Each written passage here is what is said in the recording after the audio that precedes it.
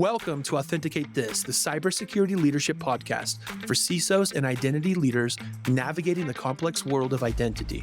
From real-life breaches to internal missteps and everything in between, we bring you authentic stories, hard-earned lessons, and actionable insights to help you lead with confidence when chaos strikes. Our goal is to humanize identity, uncover actionable solutions, and explore the business of identity beyond the spreadsheet. This is Authenticate This, where identity meets leadership.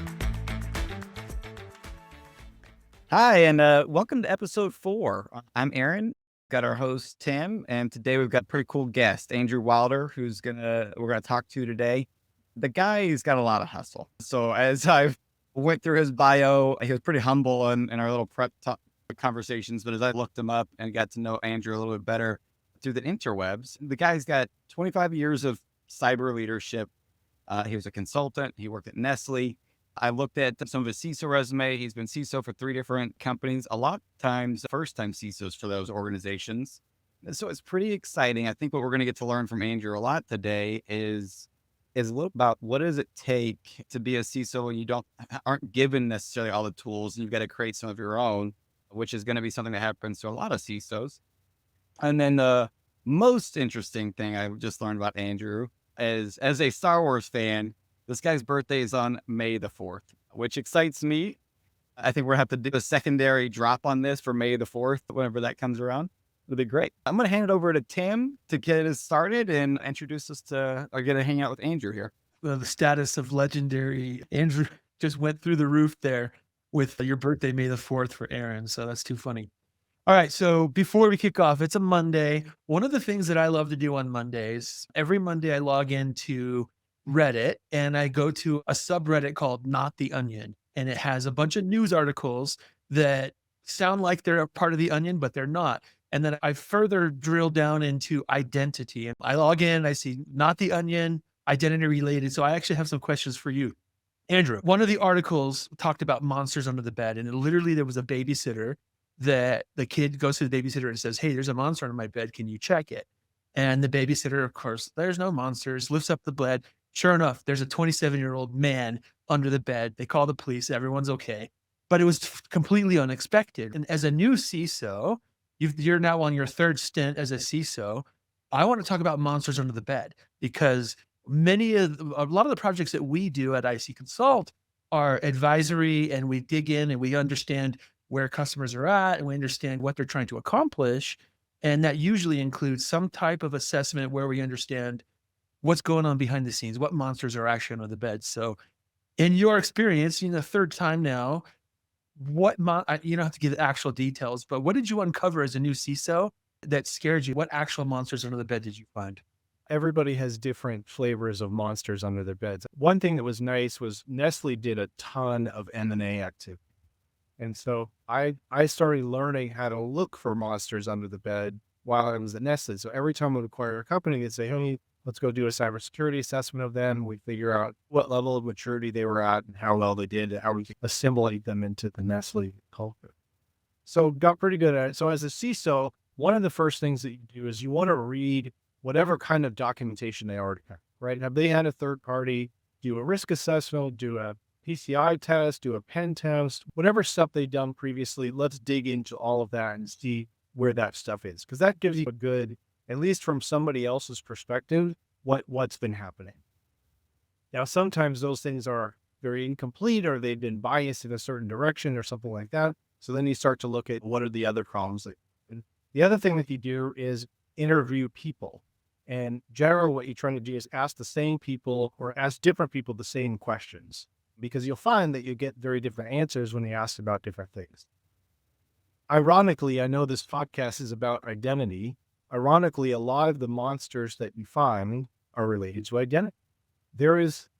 Some people think that there is some kind of an account cleanup process, but when you test it, you find out that there isn't. And there's dormant accounts that have been out there for months, if not years. And you know the story of a dormant account versus a regular account, right? So if something weird starts happening to your account, you're going to call them and say, "Hey, Andrew, somebody's sending emails impersonating me." And people are saying, "Hey, this isn't you." But if someone who left the company a year ago is sending impersonation emails. There's no one there at the other end of them who's a real person to say, hey, you should stop. It just keeps going. So for me, in most cases, the biggest monsters that I found on the bed are related to what I would call identity hygiene and assuming that things are happening that are not really. You went right into exactly what we're talking about, right? Humanizing identity. So the first thing you did was you checked the data and the information and all those things there, and then you went to the people. That I love that that's a solid step in identifying the monsters in the bed. Now, did you ever uncover any actual monsters under the bed, or did you just uncover some scary stories? Yeah, we discovered some real monsters under the bed. A lot of times when you acquire a company, there'll be a lower maturity level than the company that you're. So when we do those acquisition processes, we run them through whatever tools that we have, and we find active infections or actively compromised accounts that we then have to fix before we do any kind of connectivity. So, it was typical to find real monsters, real live attacks that were happening, or dormant attacks that were ready to be triggered as well. I've got 3 separate, not the Onion articles that we'll pepper in, but we'll pepper in one right now. So here's the title, and this is not the Onion. This is a real article. Crypto hedge fund CEO may not exist. Probe finds no record of identity. Okay. So there's a crypto hedge fund. They're estimating this fraud at over $1 billion. Okay. Wow. Multiple years into this venture. And I won't name the name. I don't want to incriminate anybody, but hedge fund, $1 billion fraud. The CEO, this public face with videos and everything, doesn't exist. No one can find an actual record of this guy that doesn't exist. Any thoughts on that, Andrew? But you ever find a monster out of the bed with a CEO that doesn't exist? So I never worked for a company where the CEO didn't exist. I met all of them in person and they all exist. But I'm not totally surprised by that.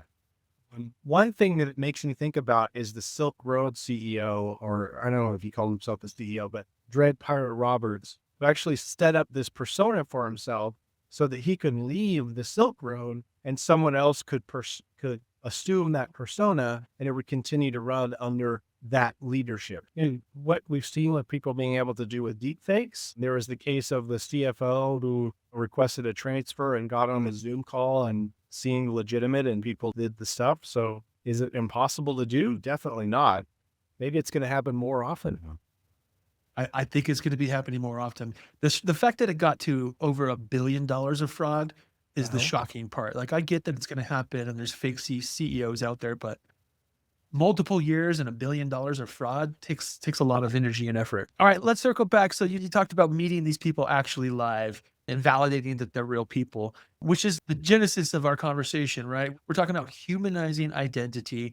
The reason that you're here as one of our guests is because you fit the mold exactly, right? You're the type of person that understands the technical side, but you also understand the human side. Now on your 3rd iteration, and I want to talk not deeply, but I want to dig in a little bit about how you influence change within your organizations. And let's talk about change up to your C-suite, and if you're bringing a program or a solution, I want to understand kind of your process and how you do that. Yeah, so I'm gonna back it up a little bit before I answer that. So whenever you interview for a CISO role, or in fact, any role where you're going to have to implement organizational change, you need to ask yourself and be able to ask the company, what level of change are we talking? Are we talking about change in the organization that I will be taking over? Are we talking about change in the peer organization where I've joined, or I'm a change agent? Or are we talking about where I'm really a huge influencer of change within the entire organization, right? So the catalyst, influencer, and leader types of change are very different levels of change that you need to do, and they require different levels of effort and focus and things like that. So once you've determined what type of change it is that you need to do, let's talk about how you change up, as you said. I think that was the original. So one thing that I learned about maybe halfway through my career is that my role is a cybersecurity subject matter expert. It is not my role to make decisions based on risks for the business. That's up to the C-suite to make those decisions. So in the early half of my career, I would look at these solutions and I would say, this is the right solution. This is what we got to do. And I would just go bang to try to force people or influence people to see my way of doing things. Here's what we should do. And in the second half of my career, what I realized, I had this kind of moment of clarity, and I realized, look, as a subject matter expert for cybersecurity risks, my role is to say, here is a cybersecurity risk that impacts us. Here are 2 or 3 flavors of things that we can do to address this risk based on your risk appetite. And I will gladly go and implement whatever of those things you would like to. Now, before you would go and present those 3 ideas, I would get some key stakeholders and get their ear ahead of time and say, hey, Tim, hey, Aaron, these are the things I'm planning to present in the C-suite meeting or the board meeting next week. I'd love to get your feedback on what you think about these things. And as you start to get people's input, you can integrate that input into what you're going to say. And then when you get to the room, maybe it's a hard room, but maybe you have 2 or 3 friendly faces in there because I know this guy, I've seen what they're going to do. I review these options, and you have people who, when you speak up and talk about it, they will support you. So those are the ways that I try to change up, is by allowing people to see different options based on their risk appetite and getting engagement ahead of time to get people's challenges or kudos for the ideas. Yeah, building your allies within to make sure that when you present your message, that's actually real pain points you're solving. So what happens, and you may not have experienced this, but what happens if you present some real compelling data and you have allies in the room that align with you, and that the C-suite still doesn't move forward with your decision or your recommendation? So that's, again, the second half of the career Andrew, who realizes, okay, this was a business decision, a business risk decision to not move forward with this. We're going to go and focus on the other things that we're working. So it's okay. The first half of the career Andrew would be very sad about that and would go and bang his head against the wall and say, why don't they listen to me and do this thing that they should do? But as you start to realize that business is really about making business, it's about making sale and cash flow and all those kind of things. Cybersecurity is a very helpful part of it. They can help to make things go faster and work better, but there is a certain amount of balance in terms of risk and cost and things that we want to spend money on or not. People have to be able to make those decisions. Wow, that's super helpful. I love how you break it down. Is first half of career Andrew versus second half, where you learn. I don't have a better way to call him, but that's it. But if you could go back to first half Andrew and give him some coaching, which it sounds like that's what you're doing in the community. And we'll throw this out there, but you're doing some work on the side with a couple of nonprofits, one CyberUp and one InfraGard.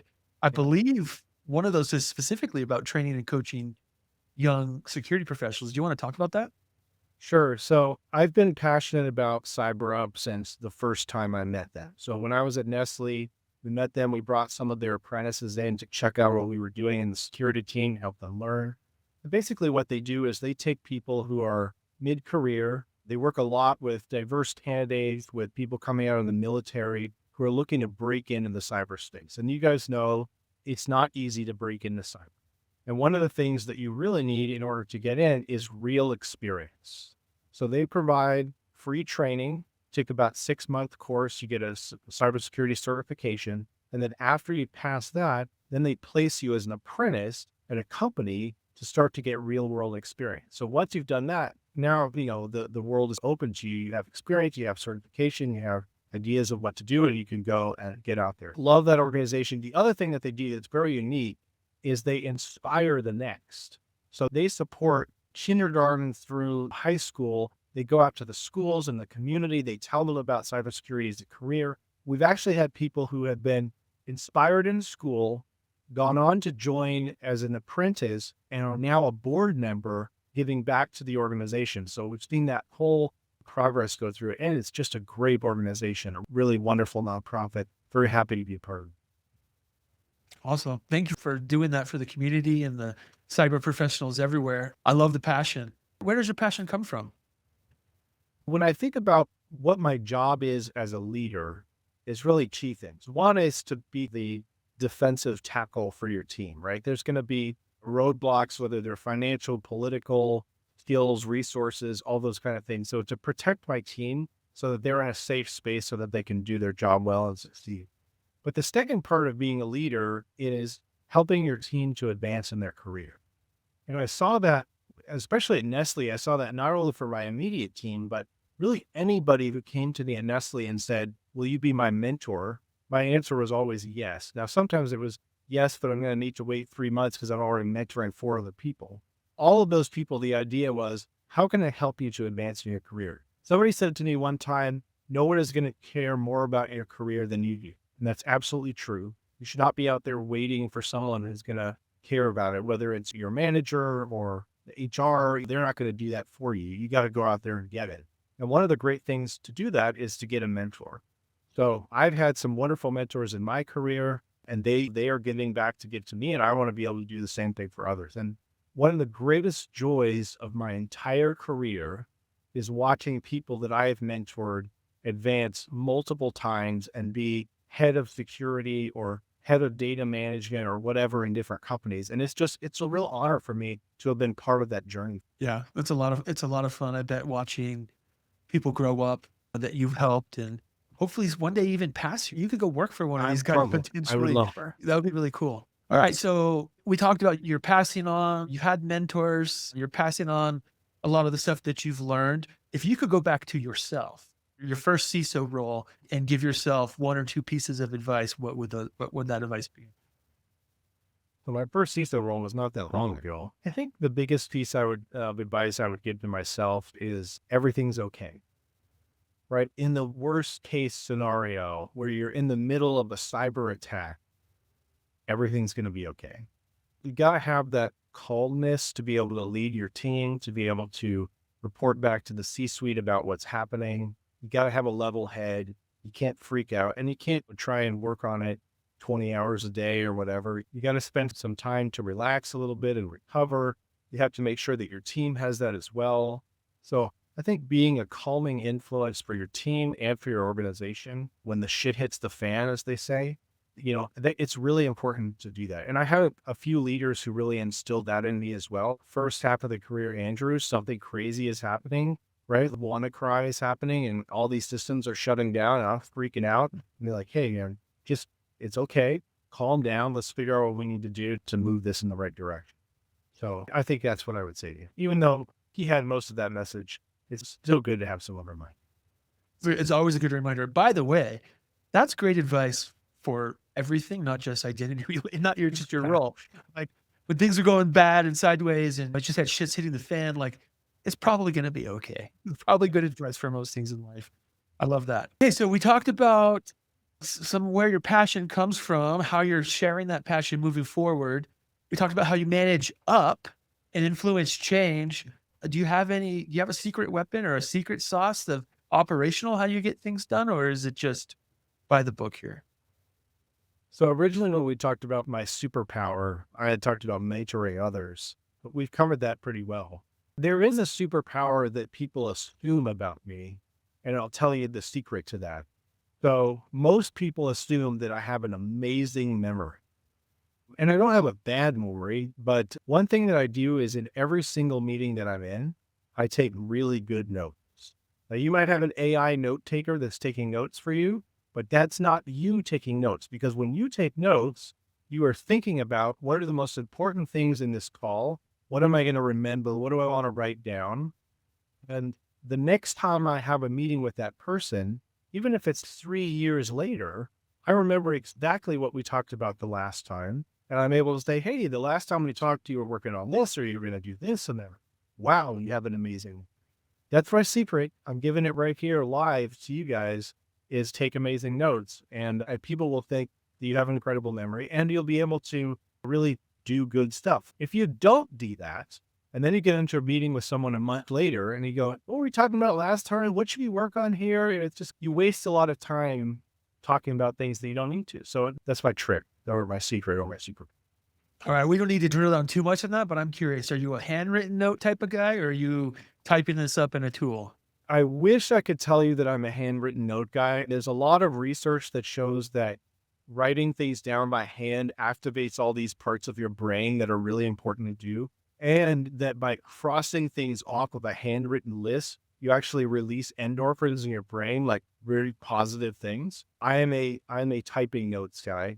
My father, when my brother and I were in grade school during the summer, made us do 30 minutes a day of novice beacon teaches typing.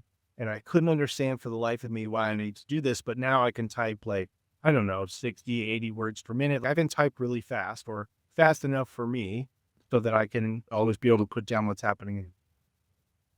I wish it was written up. That would be really cool. Yeah, no, I'm trying to do more handwritten, but obviously if you're going to meet with someone 2 or 3 years later and be able to search your notes, like if it's handwritten, that's hard to track. There are Okay, things no, you love can that. get. There's those special writing pad things or whatever. Those are pretty neat that you can write stuff on. I haven't done that for you. I've got a bunch of those moleskin books that are just sitting there ready. All swag with different vendor names right. on it. You leave a conference with 6 of them every time you go to a conference. Yep, love that. I'll never have to buy one of those in my life. You made a statement that I really enjoyed. You said your AI tool can take your notes, but it's not the same as you taking the notes, right? It's different. So let's talk quickly about AI. This is the third Not the Onion article that I want to bring up. I read about an AI tool today that it's a generated voice and it's meant to sound like a grandma. And the purpose of this AI tool was to waste spammers' time. Yes, I've heard about that. So the whole purpose, I was like, that's a tool, like very purpose driven, right? And every single identity technology company in the world is touting some type of AI tool to make your job better. Now, are they going to stop scammers on the phone as your grandma? No, but there's a lot of AI tools out there. Do you have any favorites within the identity space, or do you have any thoughts of where AI is going to be going within identity? So I don't have any favorites right now in the identity space. Where I think it's going to go, and this is a very controversial topic. I work with a lot of different startups, a lot of VCs, so I'm meeting startups, at least a few of them. And a lot of them are doing agentic AI bots. So an AI bot for identity or an AI bot for SOC or an AI bot for vulnerability, whatever it is. And what that presents, and we actually touched on this a little bit before, what that presents is a huge change management effort in an organization. So if you're going to go to someone and say, hey, imagine the ROI on this tool. I can replace half of your stock agents with agentic AI. And it's going to cost you way less, right? So you're going to be saving a bunch of money. They're going to be more efficient. But then you have to think about the human change impact of this. Am I going to go and lay off half of my SOC staff and replace them with agentic bots? Am I going to feel comfortable with single throat to choke to say, oh, that was AI bot 123 that made that mistake? Who's responsible for it? So is it going to happen? Absolutely, yes. How soon it's going to happen? I think that depends on how much people are willing to accept that type of change. But it's out there. It's happening now. We can talk to startups who will do some basic identity hygiene for you with a bot. And all you have to do is give it access to your systems and tell it what you want to do, and it'll go do a bunch of activities that a regular IAM analyst would do on your. So speaking of startups out there doing that, obviously it's not something you're doing. You're working for very large organizations. If you were at a startup, would you utilize more AI tools for that?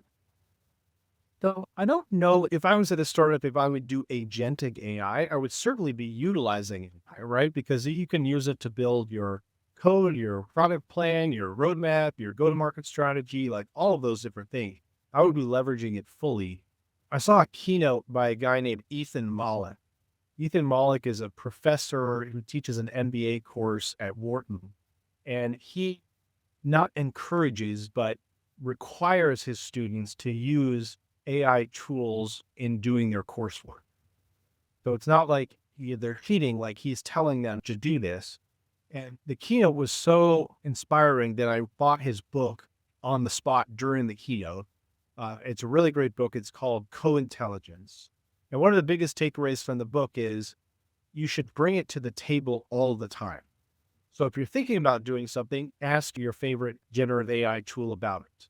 And once you have the output for that you're going to present, then ask it to give you feedback or critique on it. There's amazing things that you could do when you dive further and further into it. To answer your original question, I would probably focus on something besides the agentic AI because I realize the go-to-market challenges of the human change management.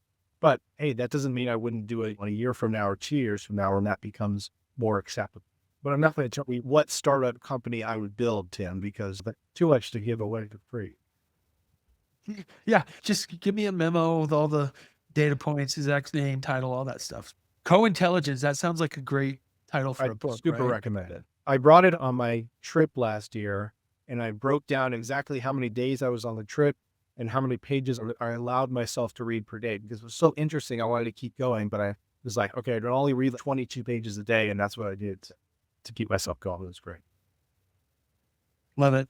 Yeah, you have a lot of people that are fear-based, right? And AI is going to take over the world. It's actually the people who utilize AI are the ones who are going to take over the world. And our generation, right? We've learned how to use it from ground zero, but our children and our grandchildren are going to be using this from day one. Like I have a little girl, she's 8 years old. I overheard her the other day talking with a friend. They had found a feather. Okay. And they out in the yard playing, they found this feather and they were trying to figure out what type of bird it was. The feather. No, it's an eagle, it's a parrot or whatever. They couldn't figure it out. And these two little girls, they're 8 and 9 years old. I'm hearing them talk and they're saying, I think it's an eagle. I think it's this. And they go, let's take a picture. And then next thing I know, I get a request on my phone and it's my little girl tried to download Google Lens. And I was like, okay, I'm just going to allow this. Like she wants Google Lens. Then I hear them talking. They take a picture with Google Lens. They identify it was a peregrine falcon, was a type of bird, like a Utah native bird. Yeah. But they were able to, two 8-year-olds, an 8 or 9-year-old rather, were able to identify something with AI all on their own. They asked me for permission to download the app and that was it. And I wouldn't have even thought of that. I might have Googled a picture or tried to figure it out, but like kids nowadays and young professionals nowadays are utilizing AI in ways that we never have. And that actually brings me back to original question. When we were talking last week, Andrew, prepping for this, you mentioned some of your passion in like your early days, and it was really about helping your team automate processes so they can work on things that they truly enjoy. You want to dig into that a little bit? I want to understand. So by the way, we're going to plug another book right now. Again, no books that I've written. These are other people's books. Regardless of what you think of him now and the current political stuff, there's a great book about Elon Musk, his biography. And he talks in it about his QDSAA. At Nestle, we had something very similar to that, which was SSAOE, which was simplify, standardize, automate, offshore, and eliminate. And the idea is always to be pushing down lower value tasks to simplify them, to standardize them, to automate them, to offshore them, to eliminate them so that the entire team can focus on higher value activities, which is how you summarize it.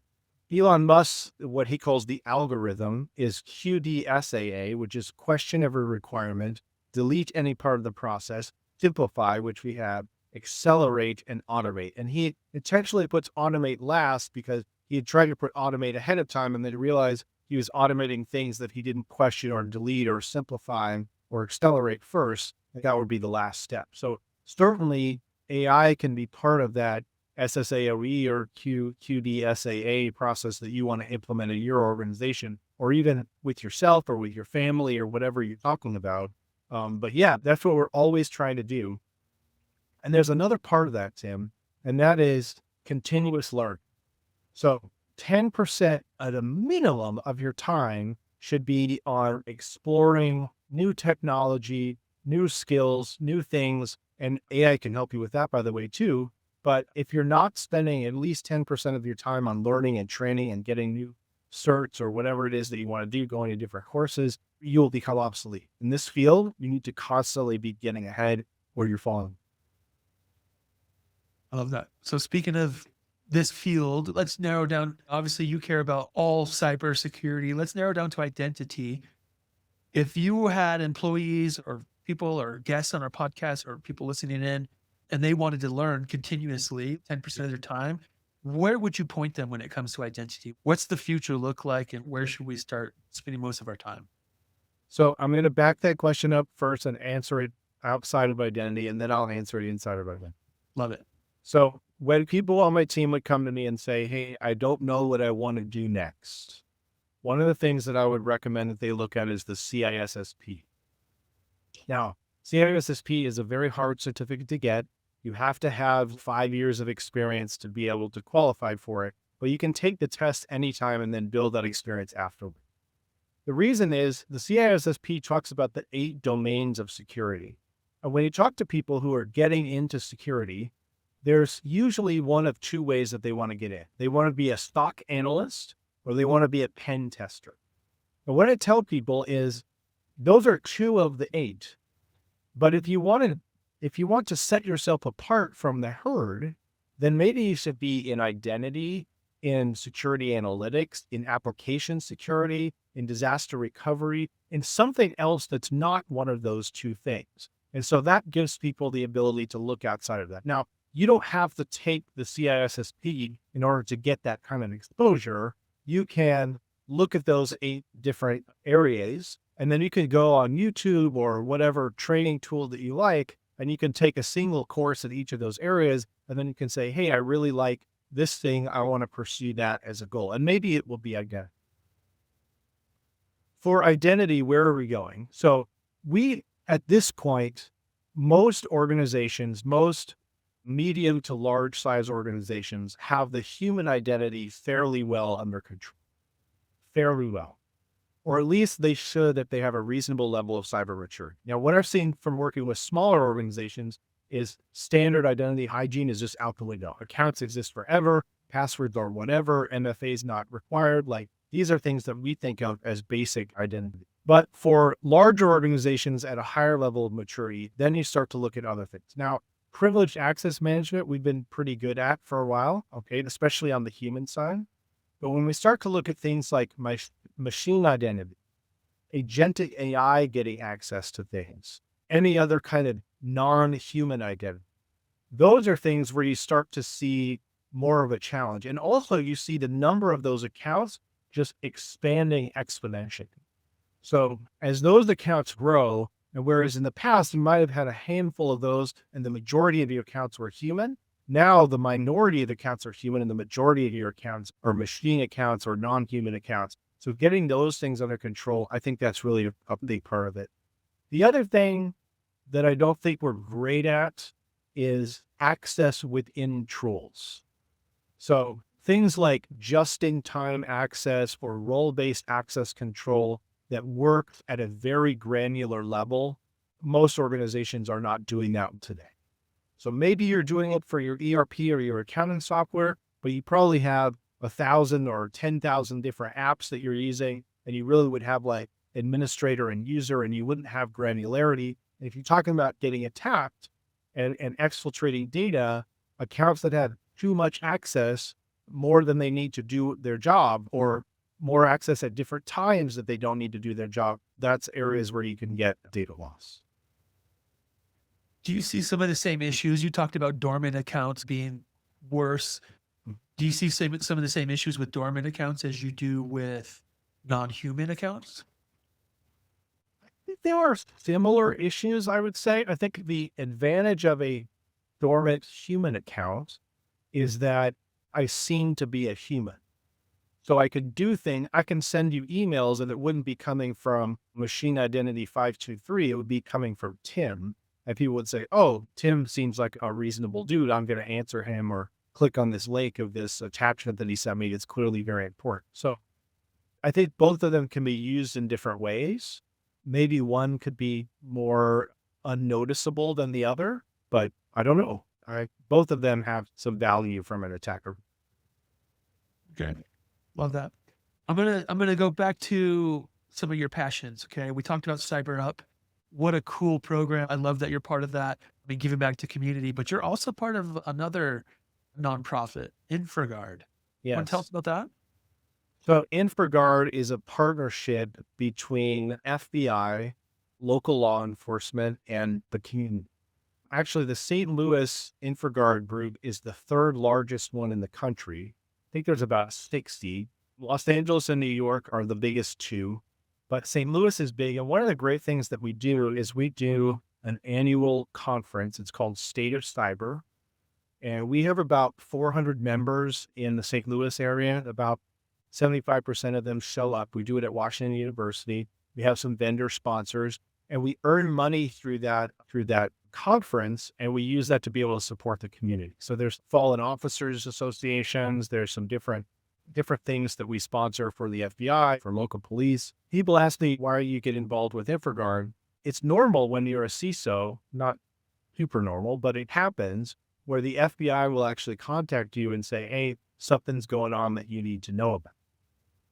It's much better to have established those relationships ahead of time than when you're in the middle of a crisis.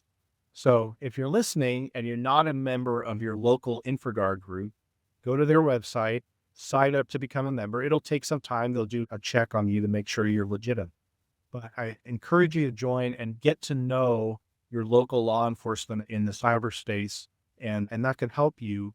And they do some great things. They do some free events. They do a lot of training and CPEs and all that stuff if you're interested. But really great organization, and happy to get back there. Awesome. We'll make sure to put links to InfraGard and to CyberUp, because those are both really cool communities that you're part of. Thank you for that. Yeah, so you're giving back through community. You're helping young professionals learn and grow up within cyber. You're obviously doing a lot of change within your organizations. I actually got a couple of questions from some folks about the podcast, specifically CISOs like yourself that are typical, let's call them sales professionals with identity or other cyber tools. And they're like, hey, it's cool that you got all these CISOs coming on and talking about all the great things they're doing. How do I get them to talk to me? And so just as a fun little side snip, let's talk about high level. I'm sure you get hundreds of salespeople reaching out to you, and there's no way that you can respond to every single one of them. Has there been one or two that have had a good message that you want to share? And I'll share one that happened to me this week. And the reason I'm talking about this is I get a lot of vendors and people wanting to talk partnerships and jump on board and, hey, how do we work together? And I'm getting hundreds of these messages, right? Last week, I got one from a girl who I had met in my past, and the message was about Toyota Land Cruisers. I'm passionate about Toyota Land Cruisers. And of course, I'm going through it. I'm like, Toyota Land Cruisers. And she says, she draws me in perfectly. Hey, I got a lead on a really cool old vintage cruiser. Give me a call. So then I'm going to call this girl. Like, I'm into old Land Cruisers. So I call her and we talk about the Land Cruiser. It was real. And then we start talking shop. And it was like a great segue into, hey, she brought some value to me that was personal, that was outside of work. But then we had a great work conversation. That is very difficult to do at my level, let alone at the C-suite. Like, you're a CISO at the high level, tons of people are reaching out to you. Who gets your attention and how do they get your attention? I'll answer your question, but I'm going to start with three things that not only me, but all of my peers can't stand. And this will put you to the bottom of the list, put you into the other inbox forever.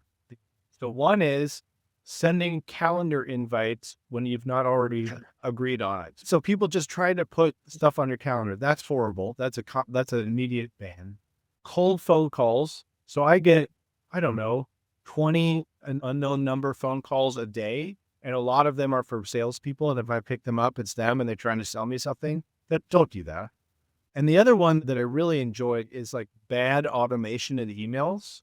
Like, dear first name, I'd really like to tell, and I'm like, come on, guys, know what you're actually sending. The real answer is creating a long-term relationship. There's a salesperson from a company that I'm not going to name just for fairness, but I met him at an event in St. Louis. Super nice guy. We talked about barbecue. I met him at another event in St. Louis. He remembered me, gave me a shirt or something like that. And when I was shopping for something where this tool was part of it, I called that guy directly. Now, he wasn't my sales rep or whatever in the end, but because that guy had established a relationship with me, I wanted to go to that company and wanted to give them a shot. So it's really, when I coach founders of startups, I tell them the same thing. Never, ever try to sell your product to someone. You want to get to know them. You want to establish a relationship. And when they want to buy something that you're selling, they will come to you and say, hey, here's something. The other thing that I tell vendors about sometimes is what I call the 5 ways to get in. Now, the number one way to get in goes around what I just talked about. It's, I have something on my roadmap.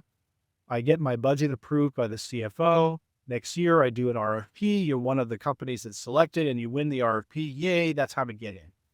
But there's 4 other ways to get in that I think salespeople don't always think about. One is, I've had an incident, and at that point, floodgates of money open up, and the C-suite says, Andrew, buy whatever you want to make sure that this doesn't happen again. So that's one. I had an. The second thing is that there is a regulation, and I'm in a regulated industry, that requires me to have something in that space. Now, identity is big for that, right? So if you're talking about the banking industry, the healthcare industry, there's some big regulations there that will require you to manage non-human identity, to manage privileged access, all of those kind of things. The third one is, it's a little bit less powerful, but maybe your cyber insurance requires it. Cyber insurance every year has more and more interesting questionnaires that you have to fill out and requirements to lower your insurance costs. So you could have a tool that helps you. And the last one, and in fact, my favorite one, is that a trusted advisor recommends it. So let's talk about 10 years ago, Andrew, and today, Andrew. 10 years ago, Andrew, shopping for a tool, where I would go to Gartner. I would look in the Magic Quadrant. I would look at those 2 or 3 in the top, and I would call those companies, and I would set up demos with that. You know what today Andrew does when he's looking for something? I talk to my friends in the CISO community, and I say, what vendors do you like? Who do you like to work with? Who has the best product and tools? And I take the top 3 that they recommend, and that's who I talk.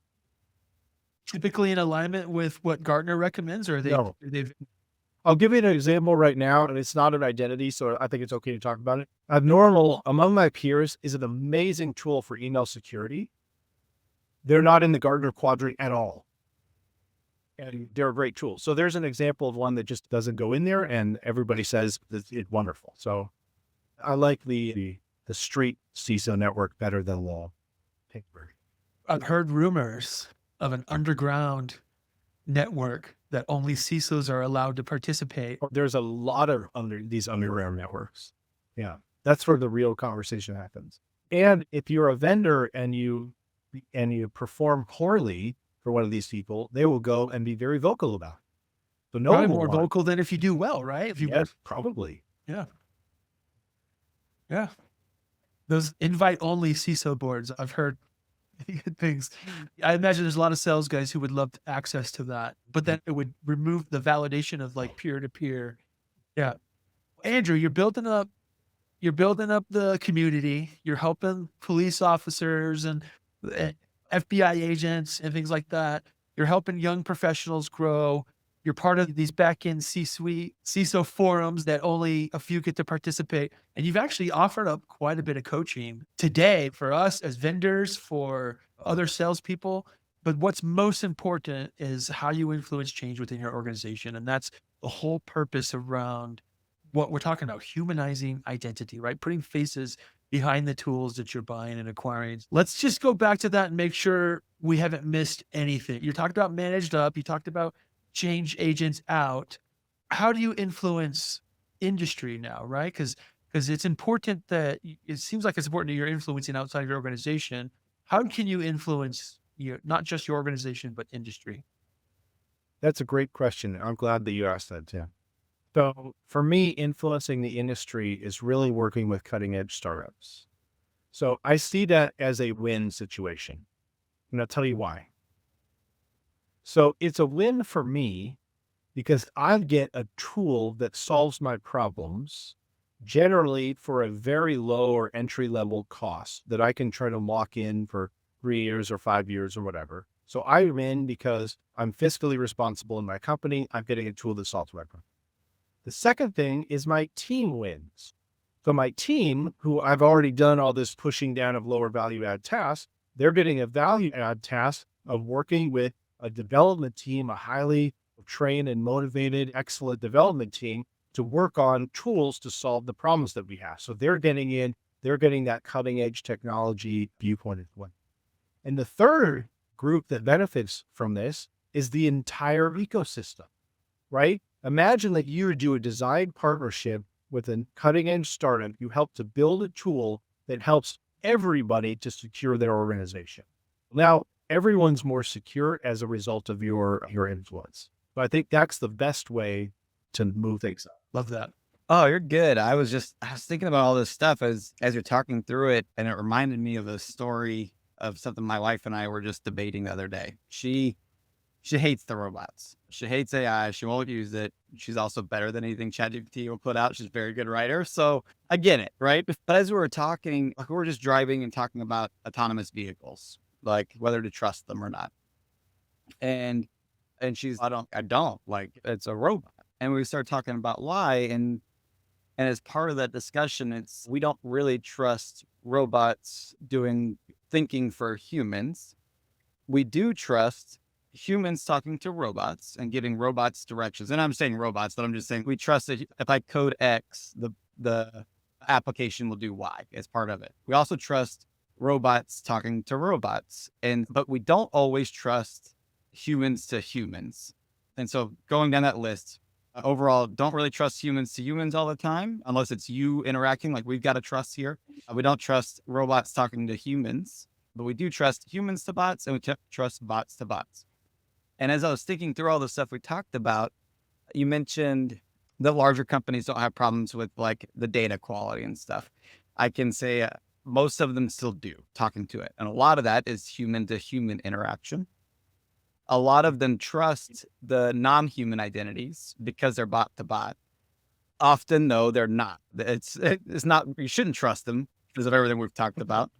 And so a lot of that would go into the AI as part of it, and some of the influence of change you've had in the organization, influencing like upwards and downwards.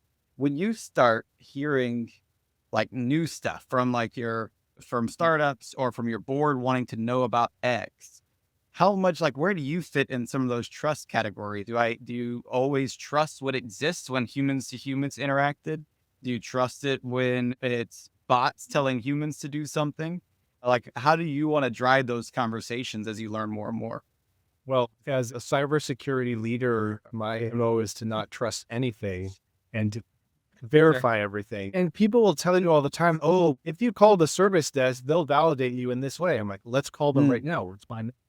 No, I don't trust humans interacting. I definitely don't trust bots interacting. And especially you look at all the challenges of generative AI where you have poisoning and hallucinating and all of these things. And again, if you read the Moloch book, all of the Gen AI tools that we're using today were trained on all of the free data that is available on the public internet. Now, how much of the free data that's available on the public internet is correct data, legitimate data that you would want to be trained on? So there's a bunch of stuff out there that's wrong or that's fake, that's the onion or not the onion, right? Can you really rely on the things that it says? Now, it does do some great stuff, but really what it is, it's a really good, like, typing assistant. When you're typing and you get the auto type thing that says the next word, it's really good at that. That's what it's doing.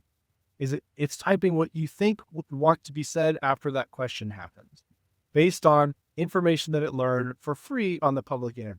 Now, if you have an AI bot that you train on your own data, it's legitimate, then you can have a higher level of trust in it. But again, I would never fully trust anything. I think what you have to do all the time is be constantly validating through controls to make sure that things are giving you the right answers or legitimate. Think about Stuxnet, right? You guys know the famous Stuxnet hack? The Iranians were trying to create nuclear weapons, or at least to refine nuclear materials. And so the Stuxnet virus was put onto USB drives that went to those facilities that somehow were physically infiltrated to get in because they were air gapped.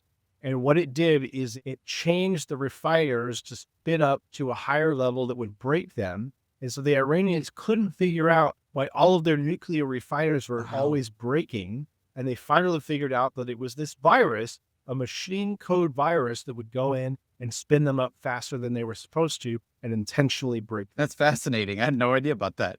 As a guy who's working in the Iranian nuclear program, you're thinking like, this stuff works. I've got my machine code, everything's good. It's got some uranium or whatever. Nope, you can't trust it. That's fascinating.